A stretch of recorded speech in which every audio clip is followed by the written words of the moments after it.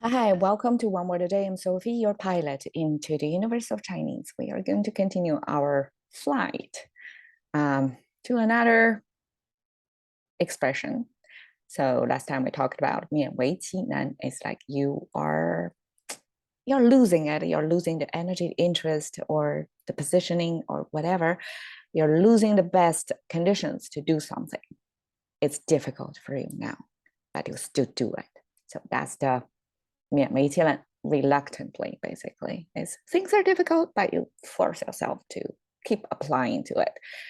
Today we have this 勉 again, and the meaning is a little bit changed, become more uplifting. 与君共勉. So if it's a sharing with you, it's going to be something good, right? 共勉. Okay, one by one. 与, we talked about with. And with is an abstract concept, right? So how Chinese express that, it came from two symbols combined together. It's hard to see just by itself, but I have to check out separately. So this symbol of this kind of a curve thing with one horizontal line in the middle, that's our, I guess it's like a big spoon. So back then, a spoon, I guess like a soup spoon, have this shape. I mean, even contemporarily, right? That container have this shape, and whatever liquid or object spooned up in it, food, right? Supposedly is represented by this horizontal line. So that's, I mean, it's a little bit harder to understand because it's anti-gravity. It's placed sideways. Spoon's supposed to do this, to hold stuff in it, right? But now it becomes vertically placed. But the symbol came from that shape, and that's the meaning. It's a spooning. And it's not the first time that we came across characters that doesn't corresponding to how things originally placed in our physical world, right? We have our eye symbol, the eyeball depiction, instead of horizontally, it becomes vertically. And we have the nose symbol, the two nostrils, placed vertically. So my interpretation of that is for the efficiency of space. Drawing things out vertically will save more horizontal space, right? And then we have another horizontal line on top of it, kind of connected. So I guess language creators have that liberty to plug in another symbol and to see where it fits best. And it does look better this way. So we have one scoop, basically. One horizontal line is, yes, on top of the frame is the sky, but here is part of this symbol with the spoon, right? So one scoop basically means it's sharing. It's like you come over to me, I'm making food, or I have food. I'm going to share one scoop with you. That's the concrete expression of sharing. And then that becomes our symbol to, like, with you, like I'm going to share this with you. So that becomes with, translated as with. So that's 与君. Okay. 君 in its original meaning, it means the ruler of the land. Why? Because, okay, it comes from the symbol. Okay, well, let's look at this block first. This is our mouse symbol. We see it many, many times. Because, okay, it looks like a box, right? But it has the corners, up tilted corners. That's kind of like a smiley face. So that's how I visualize it for you. So this whole thing means the mouse. And the mouse often related to speaking, right? When people have mouse symbol in the character, a lot of times, like most often, it meant to be speaking, to giving orders. So, and some other times it could mean it's a head count. It's something related to people. So it depends on the context of what other characters are put in there. So over here, the mouse symbol means giving orders. And the rest of that, so to look at this, the rest of them means written orders. So the reason why is this thing, this looking thing, look at this, right? It's the same structure. It's our 3-finger hand symbol. And the language creators have the liberty to, elongate the fingers a little bit more. So it's visually more balanced. Like it's harder to render out like this, but it's the same structure, right? It's our 3-finger hand symbol. And now we have one vertical line running down here. That's abstract of writing tool. So it's a pen, or back then it's brush. So hand holding brush is going to write out the orders. So this is a written order, and this is spoken order. So somebody who's giving instructions to orders or set up policies of telling people what to do, how much tax you need to pay, basically, right? Or if you should go to war or something like that. So whatever at a wish of the ruler, they're going to give the order by written, this hand holding the pen, or spoken orders. So these are the order givers. So that becomes a symbol of ruler. And eventually this ruler got expanded, not in like politically hierarchy, the tip of the population, right? It becomes just generically a nice way to say you. It's as if like, it's a polite way to say you're that important to me. You're like the ruler to me. I respect you so much. So it becomes a respectful way to say you. So instead of, we have other expressions of you, but this is the probably most respected expression to say you. Even if like power-wise, the speaker and the listener are the same, equal. Even if they are peers or something, people still use 君 to, I guess, romanticize almost, like you, the concept to me, like you're like a ruler to me. I respect you that much. So, okay, with you and 共. So we have 2 hand symbols over there, right? 2 hand symbols. And we have this character on the top. That actually is our concept of 20. The reason is we have this horizontal line and vertical line as our 10. And can you see we have 2 10s here? So ancient times, we just place 2 10s next to each other to mean 20. And actually we have 3 10s to mean 30 back then.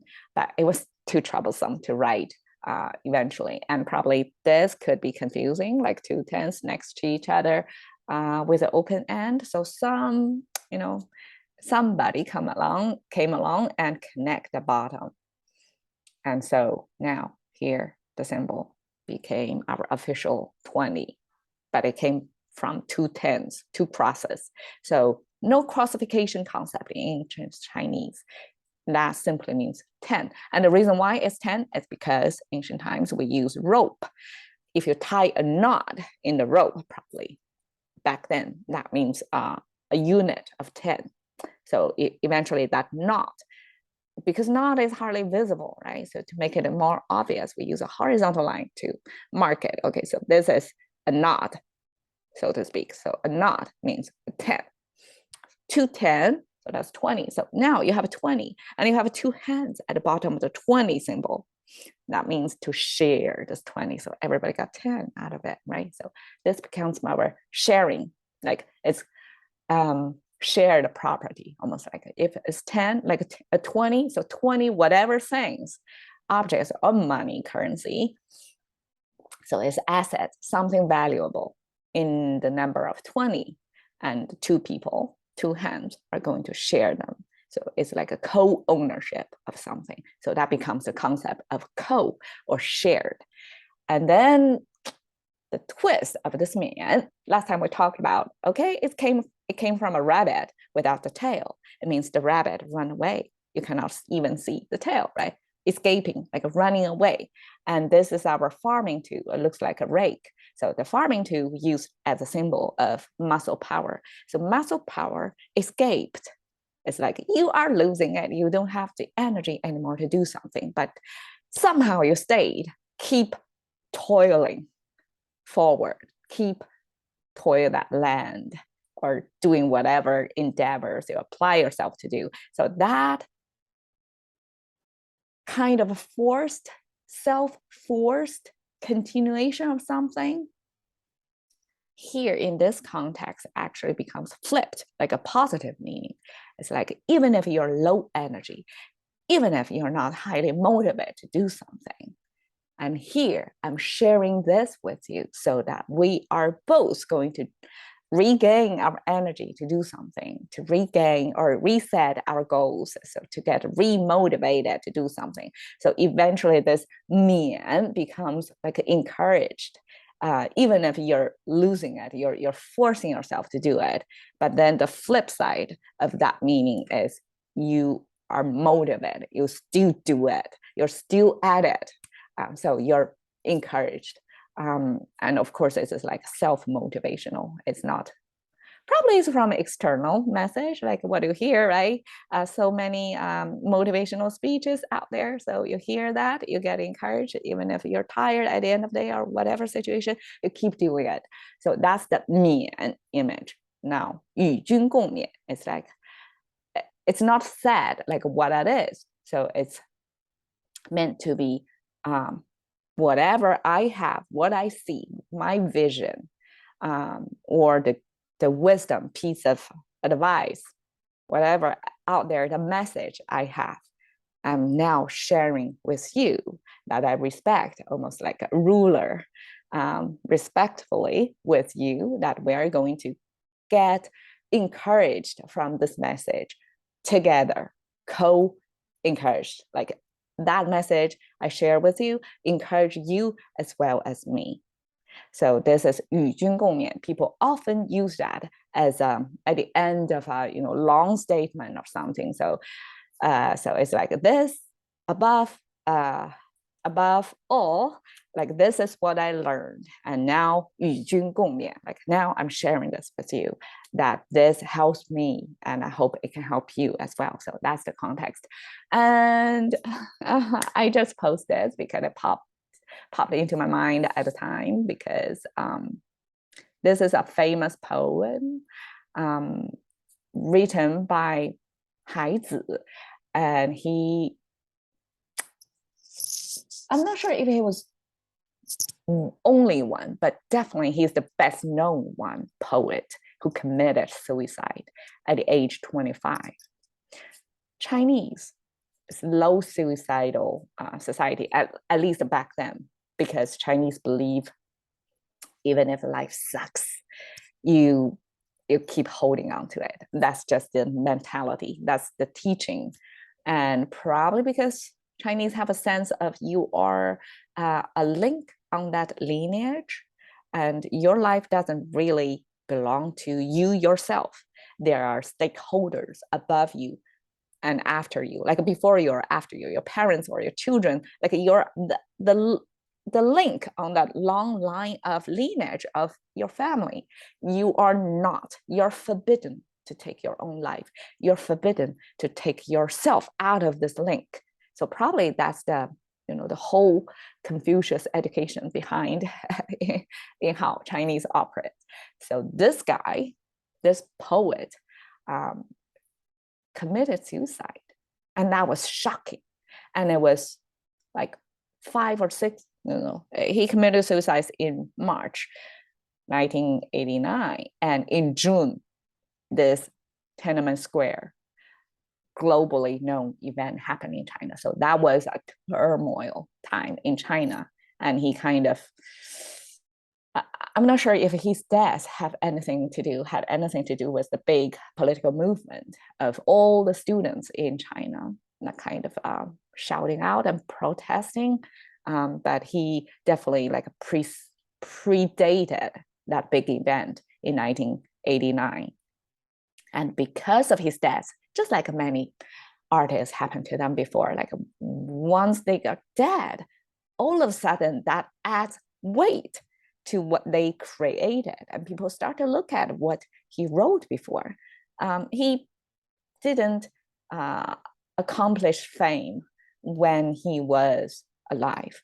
People hardly notice him, or whoever publishers, the gatekeepers back then hardly published anything of his writing. But once he killed himself, that's a kind of non-heard of, like very rarely happen activity. And he was probably known within a circle of poets, and poem writing was a big thing back then. Like there was very little other channels for that generation to express themselves. So verbal expression is a commonly used way. So like music making or art making, yes, there are other ways to express, but poetry writing was a big deal back then, and he was one of the top figures back then. And I mean, his suicide adds a lot to that. And one of the most famous lines from his poem collection is this: "Facing the sea with spring blooms." I mean, this is a translation that's a bare minimal message in there, but this is like a contemporary Chinese. At least whoever went through the educational system must have heard of this. It's that famous from contemporary poetry. So this is not ancient Chinese way. This is contemporary Chinese, simplified Chinese poetry making. And this is probably one of the top. Like if you are going to recite anything from like any 1 or 2 lines from a poem in contemporary Chinese poetry, like this is the one: 面朝大海，春暖花开. And so this is like 与君共勉. This is a context I want to apply. Like this is the poem that's so well known and so motivational. It's poetically motivational that I want to share with you, English speakers. And probably one day I'm going to do an episode to just have a deep dive of his poem. So basically it's like face, your face, and directing, facing 大海, big sea. We use 大海 as sea. We always describe sea as 大海, like a big sea. So of course, like human, that's how we feel in front of the sea. We feel small, so we use the word 大 to describe the sea. 面朝大海. So picture yourself in front of the ocean, you're facing it, and then 春暖花开. So the spring comes and it gets warmer. That's 春暖. It lost in here, that warmer, the sense of the physical temperature sense to you, that's warming, getting the springtime comes and it gets warmer, and 花开, the flowers. 开, we have this blooming. We use 开 like opening. So flowers are opening. So that's our blooming image. So just 8 characters, it kind of transcends you to a frame of mind of, in spite of like 1989, pre-1989, a lot of things in China among that generation who were the first generation after Cultural Revolution. It's like a blockage from the outside world, blockage of higher education, and a whole generation lost 10 years of their life. And the people, the younger generation after their parents who lost their opportunities, do have such an opportunity to go to universities to get educated, and then the Western thoughts, the poetry, the art forms all start to trickling to China, and then they got inspired from what they see from the outside world, and what also the humanity side of themselves awakening up, right? They seek pursuit of happiness, if we frame it in a English language way to express that if you're facing the sea and you feel the spring comes, the flower blooms. So that transcending moment of existing captured in these images with symbols kind of like depicted in this picture, like the flowers are blooming and you're facing the ocean.